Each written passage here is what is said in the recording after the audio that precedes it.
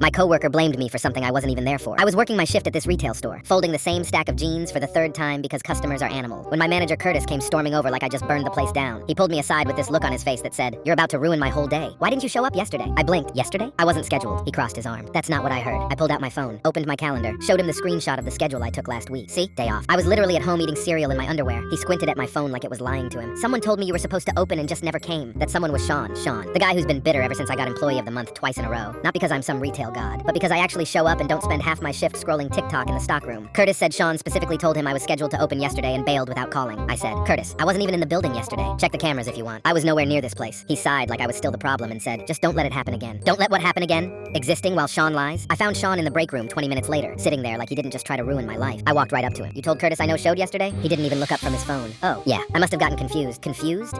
You literally made up a whole story about me not showing up to cover for something. And now you're just gonna shrug it off like you forgot someone's birthday? I said, "Confused how? I wasn't on the schedule." He finally looked at me, all smug. "I don't know, man. Maybe I saw your name somewhere." Somewhere? Like in your imagination? I walked away before I said something that would get me fired, but I wasn't letting this go. I started asking around. My coworker Michaela pulled me aside later and said, "You know Shawn was supposed to open yesterday, right?" I froze. "Wait, what?" She nodded. "Yeah, he was scheduled and didn't show. Didn't even call." Curtis was pissed. Oh, so that's what this was. This man no-showed his own shift. Panicked and threw me under the bus to save himself. I marched straight back to Curtis with Michaela, pulled up the old schedule from last week on the computer in the office, and pointed. "There, Shawn. Opening shift, yesterday." Curtis stared at the screen, then at me, then back at the screen like it was a magic trick. His face went from confused to absolutely done. He called Shawn into the office right then and there. I didn't go in, but I could hear it through the door. Curtis said, "You told me he didn't show up, but you were the one scheduled." Shawn tried to play it off. Oh man, I must have mixed up the days. Honest mistake. Curtis wasn't buying. An honest mistake is forgetting to restock something. Lying about a coworker to cover yourself? That's not a mistake. That's intentional. Shawn got written up on the spot.